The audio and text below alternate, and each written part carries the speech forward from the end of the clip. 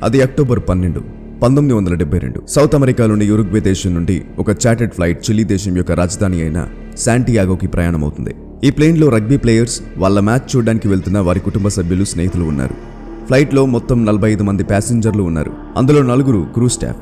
ఈ ఫ్లైట్ 3 గంటల్లో తన డెస్టినేషన్ని చేరుకుంటుంది. కానీ మార్గమధ్యంలో ఈ ఫ్లైట్ యాండీస్ పర్వతాలను దాటాల్సి ఉంటుంది. కానీ వాళ్ళు బయలుదేరిన కొద్ది సమయానికే వాతావరణం తీవ్రంగా మారి వారి ప్రయాణానికి అంతరాయం కలుగుతుంది.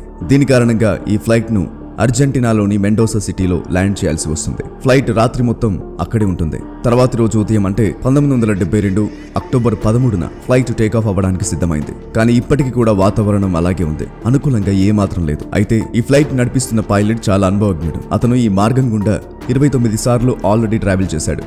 యాండీస్ పర్వతాలను ఎలా దాటాలో అతనికి బాగా తెలుసు. కాబట్టి వాతావరణాన్ని లెక్క చేయకుండా ఫ్లైట్ టేకాఫ్ చేశారు. ఇక్కడ నుండి వారి డెస్టినేషన్ని చేరుకోవడానికి కేవలం గంట సమయం పడుతుంది. పైలట్లు కూడా 1 గంటలో ఎలాంటి అంతరాయం లేకుండా శాంటియాగోకి చేరుకుంటామన్న ధీమాతో ఉన్నారు. ఈ ఫ్లైట్ 18,000 అడుగుల ఎత్తులో ఎగురుతూ యాండీస్ పర్వతాలను ఒక్కొక్కటిగా మెల్లిమెల్లిగా దాటుకుంటూ ముందుకు వెళ్తుంది. కానీ ముందుకు వెళ్తున్న కొద్దీ వాతావరణం మరింత తీవ్రంగా మారింది. దీని కారణంగా విజిబిలిటీ మరింత కష్టతరంగా మారింది. పైలట్కి అసలు ఏం కనబడట్లేదు.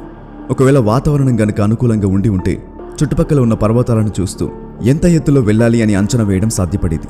కానీ ప్రస్తుతం పైలట్లు కేవలం ఫ్లైట్లోని ఇన్స్ట్రుమెంట్స్ పైనే ఆధారపడి ఉన్నారు. ఎలాగో 1 గంటలో శాంటియాగో చేరుకుంటామని పైలట్లకు బాగా తెలుసు కాబట్టి దాని గురించి ఎక్కువగా పట్టించుకోకుండా ముందుకు వెళ్తున్నారు. రఫ్గా ఓ అంచనా వేసుకుంటూ ముందుకు వెళ్తున్నారు. 1 గంట తర్వాత యాండీస్ పర్వతాలను దాటేశామనిపించి శాంటియాగోలోని ఎయిర్పోర్ట్లో ల్యాండింగ్ కోసం ఏటీసీ వాళ్ళను పర్మిషన్ అడిగారు. ఏటీసీ వాళ్ళు మీరు యాండీస్ పర్వతాలను దాటారా అని అడిగారు. అందుకు పైలట్లు దాటేశామని రిప్లై ఇచ్చారు. దాంతో ఏటీసీ ల్యాండింగ్కి పర్మిషన్ ఇచ్చింది. మరియు ఫ్లైట్ను 11,500 అడుగుల ఆల్టిట్యూడ్కి తగ్గించమని చెప్పారు. అలా పైలట్లు మెల్లిమెల్లిగా ఫ్లైట్ ఎత్తును తగ్గించడం మొదలుపెట్టారు. అలా తగ్గిస్తూ ఉండగా వాళ్ళకు యాండీస్ పర్వతాలు చాలా దగ్గరగా కనిపిస్తున్నాయి. వాళ్ళు ఇంకా యాండీస్ పర్వతాలను దాటలేదని వారికి అర్థమైంది. మరియు వారి ముందు చాలా ఎత్తైన పర్వతం ఉన్నట్లు గమనించారు. దాంతో టెన్షన్తో ఫ్లైట్ ఎత్తును పెంచడానికి ప్రయత్నించారు. కానీ అప్పటికే చాలా ఆలస్యం అయిపోయింది. అలా ఫ్లైట్ను పైకి తీసుకెళ్లే క్రమంలో ఫ్లైట్ యొక్క వెనక భాగం పర్వతాన్ని ఢీకొని విరిగిపోయింది. ఫ్లైట్ నుండి సపరేట్ అయిపోయింది. ప్లేన్ యొక్క వెనక భాగం విరిగిపోవడంతో అక్కడ ఉన్న సీట్లు ప్యాసింజర్లతో సహా గాలిలో ఎగిరిపోయి యాండీస్ పర్వతాలలో పడిపోయాయి. అలా 3 ప్యాసింజర్లు గాలిలో కొట్టుకుపోయి చనిపోయారు. మరియు కాసేపటికి ప్లేన్ యొక్క రైట్ వింగ్ పర్వతాన్ని ఢీకొని విరిగిపోతుంది. దాంతో ఫ్లైట్ డిస్బ్యాలెన్స్ అయింది. దీని కారణంగా ఫ్లైట్ యొక్క లెఫ్ట్ వింగ్ కూడా పర్వతాన్ని ఢీకొని విరిగిపోతుంది. ఇప్పుడు కేవలం ఫ్లైట్ యొక్క ముందు భాగం మాత్రమే మిగిలింది. గంటకు 350 కిలోమీటర్ల వేగంతో ఫ్లైట్ యొక్క ముందు భాగం కింద గ్లేషియర్ను ఢీకొట్టింది. ప్లేన్ కంప్లీట్గా ధ్వంసం అయిపోయింది. పైలట్లు వెంటనే చనిపోయారు. 44 మందిలో 12 మంది అప్పటికే ప్రాణాలు కోల్పోయారు. మరియు ఆశ్చర్యకరంగా 33 మంది ఇంకా ప్రాణాలతోనే ఉన్నారు. కానీ వీళ్ళలో చాలా మంది భయంకరంగా గాయపడి ఉన్నారు. మరియు వారికి ఎక్కడ ఉన్నారో కూడా ఏమాత్రం తెలియదు. ఈ ప్లేన్ భూమికి 3,570 మీటర్ల ఎత్తులో యాండీస్ పర్వతాలలో క్రాష్ అయింది. వారు ఈ పర్వతాలలో నుండి ప్రాణాలతో బ్రతికి బయటపడతారో లేదో ఎవ్వరికి తెలియదు. కానీ ఇప్పటి వరకు జరిగిందంతా జస్ట్ ట్రైలర్ మాత్రమే. ఈ ఫ్లైట్ యొక్క అసలైన స్టోరీ ఇప్పుడు మొదలవుతుంది. మీరు కలలో కూడా ఏమాత్రం ఊహించని సంఘటనలు ఈ ప్రయాణికులు ఎదుర్కోబోతున్నారు. ఈ విశాలమైన యాండీస్ పర్వతాలు ప్యాసింజర్లకు పీడకలలా మారబోతున్నాయి. ఈ స్టోరీ చూశాక ఎంత ధైర్యవంతులకైనా వెన్నులో వణుకు పుట్టాల్సిందే. గాయపడిన ప్యాసింజర్లలో నాండో పరాడో అనే వ్యక్తికి తలకు దెబ్బ తగలడం వల్ల అతను కోమాలోకి వెళ్ళిపోయాడు. ఈ క్రాష్ సూర్యాస్తమయ సమయంలో జరిగింది కాబట్టి మరి కాసేపట్లో చీకటి పడుతుంది. దాంతో రెస్క్యూ టీం దగ్గర సెర్చ్ ఆపరేషన్ జరిపేందుకు ఎక్కువ సమయం లేదు. ఒకవేళ రెస్క్యూ టీం వీళ్ళని కనుగొనకపోతే రాత్రి మొత్తం ఈ పర్వతాలలో భయంకరమైన చలిలో బ్రతకడం అసాధ్యమవుతుంది. ఎందుకంటే రాత్రిపూట ఈ ప్రాంతంలో ఉష్ణోగ్రత -30 డిగ్రీ సెల్సియస్కు పడిపోతుంది. శరవేగంగా 4 రెస్క్యూ హెలికాప్టర్లను పంపించారు. ఈ 4 హెలికాప్టర్లు పర్వతాలను దగ్గరగా పరిశీలించడం మొదలుపెట్టారు. కానీ వారికి ఎటువంటి ఆచూకీ కనిపించలేదు. ఎందుకంటే ప్లేన్ క్రాష్ అయిన ప్రాంతం అంతా తెల్లటి మంచుతో నిండి ఉంది. మరియు ప్లేన్ కూడా వైట్ కలర్లోనే ఉండటం కారణంగా తెల్లటి మంచులో ఆ ప్లేన్ని కనుగొనడం చాలా కష్టతరంగా మారింది. చూస్తుండగానే రాత్రి అయింది. రెస్క్యూ ఆపరేషన్స్ని ఆ రాత్రి గడిచేంత వరకు నిలిపేశారు. బ్రతుకున్న ప్యాసింజర్లు కేవలం ఈ ఒక్క రాత్రి గడిపితే చాలు, రేపు రెస్క్యూ టీం వచ్చి తమను కాపాడుతారు అని ఆత్మవిశ్వాసంతో ఉన్నారు. మరియు వారు క్రాష్ అయిన ప్లేన్ను షెల్టర్గా చేసుకుని రాత్రి గడిపారు. ఈ రాత్రి వారి జీవితంలో అతి భయంకరమైన రాత్రి. ఎందుకంటే వారు -30 డిగ్రీల చలిలో గడపాలి. తెల్లవారిన తర్వాత ఎవరో ఒకరు వస్తారన్న ధీమాతో వారు ఆ చలిని భరించడానికి ధైర్యం కూడగట్టుకున్నారు. 5 ప్యాసింజర్లు ఈ చలిని తట్టుకోలేక ప్రాణాలు కోల్పోయారు. ఇప్పుడు కేవలం 28 మంది ప్యాసింజర్లు మాత్రమే ప్రాణాలతో ఉన్నారు. తర్వాత రోజు ఉదయం సెర్చ్ ఆపరేషన్స్ మళ్ళీ మొదలవుతాయి. 11 హెలికాప్టర్లు పర్వతాలను గాలించడం మొదలుపెట్టాయి. కానీ ప్లెయిన్ వైట్ కలర్లో ఉండటం కారణంగా ఆ తెల్లటి మంచులో వారిని కనుగొనడం అసాధ్యంగా మారింది. సర్చ్ ఆపరేషన్ చేస్తున్న వారు ప్యాసింజర్ల తలల మీద నుంచి వెళ్తున్నారు.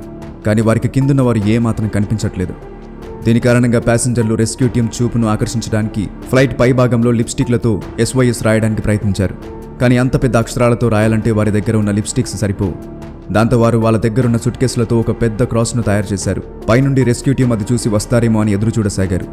ఆ రోజు ఇంచుమించు 3 హెలికాప్టర్లు వీరి పైనుండి వెళ్లాయి, కానీ దురదృష్టవశాత్తు కిందున్న వారిని ఎవ్వరూ గమనించలేదు. దాంతో ఆ రోజు కూడా భయంకరమైన చలిలో రాత్రి గడపాల్సి వస్తుంది. తర్వాతి రోజు అంటే అక్టోబర్ 15న కూడా ఇలాగే జరుగుతుంది. కానీ రెస్క్యూ టీం వీళ్ళను గుర్తించడంలో మళ్లీ విఫలమవుతుంది. దాంతో ప్యాసింజర్లకు వాళ్ళు ఆ పర్వతాలలో ఎంత ఘోరంగా చిక్కుకున్నారో అర్థమవుతుంది. సహాయం ఎప్పటికి వస్తుందో ఎవరికి తెలియదు. దాంతో ఫ్లైట్లో ఉన్న కొన్ని వస్తువులను ఉపయోగించి సర్వైవల్ టెక్నిక్స్ కనుగొన్నారు. సన్లైట్ని ఉపయోగించి మంచును కరిగించి తాగడానికి నీటిని తయారు చేసుకున్నారు. కానీ తినడానికి మాత్రం వారి దగ్గర ఎక్కువ ఆప్షన్స్ లేవు. క్రాష్ జరిగిన 3 రోజుల తర్వాత నాండో పరాడో కోమా నుంచి బయటకు వస్తాడు. అతడు కోమాల నుంచి బయటికి రాగానే తన తల్లి చనిపోయిందని అతనికి అర్థమవుతుంది. మరియు అతని 19 ఏళ్ల చెల్లెలు తీవ్రంగా గాయపడినట్లు చూస్తాడు. రోజులు గడుస్తున్నాయి. ఎక్కడి నుండి సహాయం రావట్లేదు. వారి దగ్గరున్న ఆహారం అయిపోవస్తుంది. ఆకలి, దాహం, చలి వీటన్నిటిని భరిస్తూ 8 రోజులు గడిచాయి. రెస్క్యూ హెలికాప్టర్లు వస్తున్నాయి, వారిపై నుండి వెళ్ళిపోతున్నాయి. ఇది రోజు జరుగుతూనే ఉంది, కానీ ఎవ్వరూ వీళ్ళని గుర్తించడం లేదు. 8 రోజులు గడిచిన తర్వాత నాండో పరాడు చెల్లెలు కూడా ప్రాణాలను వదిలేస్తుంది. మరియు 8 రోజుల తర్వాత రెస్క్యూ ఆపరేషన్స్ను నిలిపివేస్తారు. ఎందుకంటే అక్టోబర్ నెలలో ఈ ప్రాంతంలో భయంకరంగా మంచు కురుస్తుంది. కాబట్టి సర్చ్ ఆపరేషన్స్ను 2 నెలల పాటు నిలిపివేయాలని నిర్ణయించుకున్నారు. ఎందుకంటే ఇన్ని రోజులు ఓ క్రాష్ అయిన విమానంలో ఎవ్వరూ ప్రాణాలతో ఉండే ఛాన్స్ లేదనుకున్నారు. కాబట్టి 2 నెలల తర్వాత చనిపోయిన ప్యాసింజర్ల బాడీలను వెలికితీసి తమ కుటుంబ సభ్యులకు అప్పగించాలని నిర్ణయించుకున్నారు. మరోవైపు ఇక్కడ ప్రయాణికులకు విమాన శిథిలాలలో ఓ రేడియో దొరుకుతుంది. దాన్ని ఆన్ చేసినప్పుడు వీళ్లకు సంబంధించిన న్యూసే వస్తుంది. ఫ్లైట్ 571 యొక్క సర్చ్ ఆపరేషన్స్ నిలిపివేయబడ్డాయన్న న్యూస్ ప్యాసింజర్లకు ప్రాణాలతో బయటపడతామన్న ఆశలపై నీళ్లు చల్లింది. ఇప్పటి వరకు వారికి ఓ ఆశ ఉండేది, ఇప్పుడు అది కూడా లేదు. రేడియోలో తమ చావు కబురు వింటున్నట్లు ఫీల్ అయ్యారు. ఇప్పుడు వారి దగ్గర 2 ఆప్షన్స్ మిగిలిన్నాయి. ఒకటి చావు కోసం ఎదురు చూడడం, ఇంకొకటి ఏదో ఒకటి చేసి పరిస్థితికి ఎదురీది ప్రాణాలతో బయటపడ్డం. ఫ్లైట్లోని సీట్ల కవర్లలో ఉండే డస్టర్ని తీసుకుని వారి బట్టల్లో దూర్చుకుని చలి నుండి తప్పించుకునే మార్గం కనుగొన్నారు. సీట్ కవర్లను ఉపయోగించి కాళ్లకు కట్టుకుని మంచులో నడవడానికి షూస్లా తయారు చేసుకున్నారు. అన్నిటికంటే ముఖ్యమైన సమస్య ఆహారంది. కొంతమంది సీట్లకు ఉండే లెదర్ని తిని ఆకలి తీర్చుకుందామని తిన్నారు, కానీ అది తీవ్ర అనారోగ్యానికి దారితీసింది. ఇక వారికి ప్రాణాలతో ఉండటానికి ఒకే ఆప్షన్ మిగిలింది. అది ఈ చరిత్రలో ఎవ్వరూ ఎప్పుడు చేయలేదు. దాని గురించి ఆలోచించడానికి కూడా అస్సలు ధైర్యం చాలదు. వారు చనిపోయిన వారి కుటుంబ సభ్యులు మరియు స్నేహితుల మాంసాన్ని తినాలని నిర్ణయించుకున్నారు. ఇలా చేయడం తప్ప వారికి వేరే మార్గం లేదు. ఈ నిర్ణయం తీసుకోవడం వారికి కూడా అంత ఈజీ కాదు. రోజులు గడుస్తున్నాయి. తమను తాము కాపాడుకోవడానికి వారి దగ్గర ఎటువంటి ప్లాన్ లేదు. వారు రాత్రి చలి నుంచి కాపాడుకోవడానికి విమాన శిథిరాల్లోనే పడుకునేవారు. అయితే క్రాష్ జరిగిన 16 రోజుల తర్వాత అంటే 1972 అక్టోబర్ 29న విధి వీరిని మరొక భయంకరమైన పరిస్థితికి గురి చేసింది. వారు ఆ రోజు రాత్రి పడుకున్నప్పుడు పర్వతం యొక్క మంచు విరిగి వారు ఉన్న విమాన శిథిలం వైపు వేగంగా దూసుకు వస్తుంది. ఈ అవలాంచ్ వారి ప్లేన్ను పూర్తిగా కప్పేసింది. వారి ప్లేన్ మంచు కింద ఇరుక్కుంది. ప్లేన్ లోపల కూడా మంచు నిండిపోయింది. దీని కారణంగా వారికి ఆక్సిజన్ అందలేదు. దాంతో ఆక్సిజన్ అందక మరో 8 మంది తమ ప్రాణాలు వదిలేశారు. ఇప్పుడు కేవలం 19 మంది మాత్రమే ప్రాణాలతో ఉన్నారు. వారు కూడా మంచు లోపల చిక్కుకొని ఉన్నారు. ఈ మంచు నుండి బయటికి రావడానికి వారికి 3 రోజులు పట్టింది. ఇలాగే ఇక్కడే ఉంటే ఏదో ఒక రోజు ఏదో ఒక విధంగా తమ ప్రాణాలు కూడా పోతాయని మిగతా వారికి అర్థమైంది. దీనికంటే ఈ పర్వతాన్ని దాటి బయట ఏదైనా సహాయం కోసం చూడటం మంచిది అని అనుకున్నారు. వాళ్ళలో చాలామంది తీవ్రంగా గాయపడిన వారున్నారు. అయితే 3 మాత్రం తక్కువ గాయాలతో ఉన్నారు. దీని కారణంగా ఆ 3 ఆ పర్వతాన్ని దాటి బయట నుండి ఏదైనా సహాయం తీసుకురావాలి అని నిర్ణయించుకున్నారు. చనిపోయిన వారి బాడీస్ నుండి సరిపడా మాంసాన్ని తీసుకున్నారు. చలిని తట్టుకోవడానికి అందరికన్నా మందమైన దుస్తులు ఈ 3కిచ్చారు. క్రాష్ జరిగిన 33 రోజుల తర్వాత అంటే 1972 నవంబర్ 15న సహాయం కోసం వెతుక్కుంటూ వారు ప్రయాణం మొదలుపెట్టారు. అలా ప్రయాణిస్తూ ఉండగా వారికి ప్లేన్ యొక్క విరిగిన వెనుక భాగం కనిపించింది. వారు దాని దగ్గరికి వెళ్ళినప్పుడు వారికి తినడానికి చాలా ఆహార పదార్థాలు దొరికాయి. ఆ రోజు రాత్రి ఇక్కడే తలదాచుకోవాలని నిర్ణయించుకున్నారు. గడిచిన కొన్ని రాత్రులతో పోల్చితే ఈ రోజు రాత్రి వారికి కాస్త ఊరటగా ఉంది. వారికి ప్లేన్ వెనుక భాగంలో ఒక బ్యాటరీ దొరికింది. వారు ఆ బ్యాటరీని ప్లేన్ యొక్క మెయిన్ పార్ట్ వద్దకు తీసుకెళ్లి అందులో ఉన్న కమ్యూనికేషన్ డివైస్కు విద్యుత్ను అందించి సహాయం కోసం ఎవరినైనా పిలవచ్చు అనుకున్నారు. కానీ ఆ బ్యాటరీ బరువు 25 కిలోలు. కాబట్టి ఇంత బరువైన బ్యాటరీను ఇంత బలహీనమైన పరిస్థితుల్లో క్రాష్ సైట్ వద్దకు తీసుకెళ్లడం సాధ్యపడదు. కాబట్టి ఆ కమ్యూనికేషన్ డివైస్ని ఈ బ్యాటరీ వద్దకు తీసుకువచ్చి దాన్ని ఆన్ చేసే ప్రయత్నం మొదలుపెట్టారు. కానీ వారు ఎంత ప్రయత్నించినా ఆ డివైస్ ఆన్ అవ్వలేదు. అయితే క్రాష్ జరిగిన 59 రోజుల తర్వాత అంటే 1972 డిసెంబర్ 11న మరొక భయంకరమైన అవలాంచ్ వారు ఉంటున్న ప్రాంతాన్ని మరోసారి తుడిచిపెట్టింది. ఆ అవలాంచ్లో మరో 3 ప్రయాణికులు ప్రాణాలు కోల్పోయారు. ఇప్పుడు కేవలం 16 మంది మాత్రమే ప్రాణాలతో ఉన్నారు. మరియు ఇక్కడ వీరు 3 కెనెసా, పరాడో, విజింటిన్లు ఎటువంటి ఎక్విప్మెంట్ లేకుండానే పర్వతాన్ని ఎక్కడం మొదలుపెట్టారు. వీరు పశ్చిమం దిశగా వెళ్తే సహాయం తొందరగా దొరుకుతుంది అనే ఆలోచనతో అలా వెళ్తూ ఉన్నారు. వారు తమ ముందున్న పర్వతాన్ని ఒక్కటి దాటితే చాలు వారికి సహాయం దొరుకుతుంది అని అభిప్రాయపడ్డారు. మరియు 3 రోజుల్లో ఈ పర్వతాన్ని దాటిస్తామన్న ధీమాతో కూడా ఉన్నారు. దీని కారణంగా వారు తమ దగ్గర కేవలం 3 రోజులకు సరిపడ మాంసం మాత్రమే తమతో పాటు తీసుకొచ్చుకున్నారు. వీరు తమ దగ్గరున్న దారాన్ని ఉపయోగించి ఒక స్లీపింగ్ బ్యాగ్ను తయారు చేసుకున్నారు. వారు రోజంతా ఎటువంటి గేర్ లేకుండా పర్వతాన్ని ఎక్కుతూ రాత్రి పడగానే ముగ్గురు కలిసి ఒకే స్లీపింగ్ బ్యాగ్లో దగ్గరగా పడుకుని చలి నుండి తమను తాము కాపాడుకునేవారు. అలా ప్రయాణిస్తూ 4వ రోజు ఉదయం కూడా వచ్చేసింది. వారు పర్వత శిఖరానికి చేరుకున్నారు.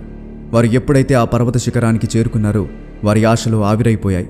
వారి కాళ్ల కిందున్న భూమి కంపించినంతగా వారు ఏడ్చారు. ఎందుకంటే వారు శిఖరానికి చేరుకున్న తర్వాత వారికి అర్థమైంది వారు ఇంతవరకు తప్పుడు దిశలో ప్రయాణం చేస్తున్నారని. వారి ముందు ఇలాంటి పర్వతాలు ఇంకెన్నో ఉన్నాయి. అసలు ఎటు చూసినా దారే కనబడట్లేదు.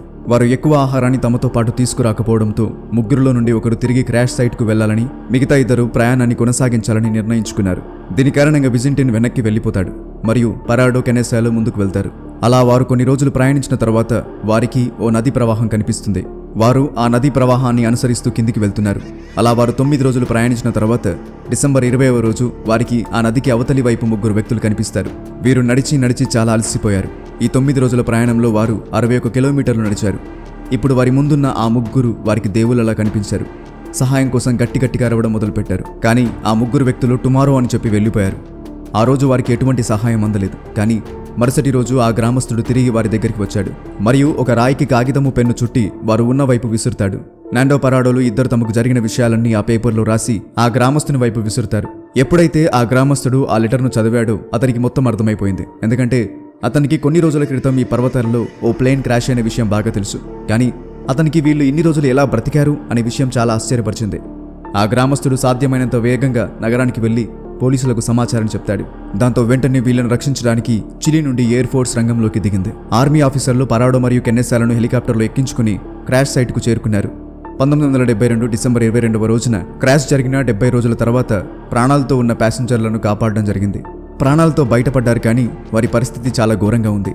45 మంది ప్యాసింజర్లలో కేవలం 16 మంది మాత్రమే ప్రాణాలతో బయటపడ్డారు. ఒక్కసారి ఈ న్యూస్ బయటకు రావడంతో ప్రపంచమంతా షాక్కి గురైంది. ఈ స్టోరీని ఆధారంగా చేసుకుని సినిమాలు, డాక్యుమెంటరీలు కూడా వచ్చాయి. సొంత కుటుంబ సభ్యులనే తినాల్సి వచ్చిన ఈ సర్వైవల్ స్టోరీ మీకు ఎలా అనిపించింది? కింద కామెంట్ చేసి మాతో తప్పకుండా షేర్ చేసుకోండి. అండ్ ఇలాంటి మరెన్నో సర్వైవల్ స్టోరీస్ కోసం ఇప్పుడే ఈ ఛానల్ను సబ్స్క్రైబ్ చేసుకోండి. ఇలాంటి మరెన్నో గొప్ప ఇంట్రెస్టింగ్ వీడియోస్ లేదా ఇన్ఫర్మేటివ్ వీడియోస్ చూడడానికి ఇప్పుడే మా యూట్యూబ్ ఛానల్ను సబ్స్క్రైబ్ చేసుకోండి. నేను పెట్టే ప్రతి వీడియో కూడా యూట్యూబ్లోనే ఫస్ట్ రిలీజ్ అవుతుంది. కాబట్టి మీరు ఏ వీడియో కూడా మిస్ అవ్వకుండా ఉండటానికి ఇప్పుడే యూట్యూబ్ ఛానల్ని కూడా సబ్స్క్రైబ్ చేసుకోండి. కింద కామెంట్ బాక్స్లో మీకు మా యూట్యూబ్ లింక్ కనబడుతుంది. అక్కడ క్లిక్ చేసి వెంటనే మా ఛానల్ని సబ్స్క్రైబ్ చేసుకోండి. ఇలాంటి గొప్ప వీడియోస్ మీరు మిస్ అవ్వకుండా ఉంటారు.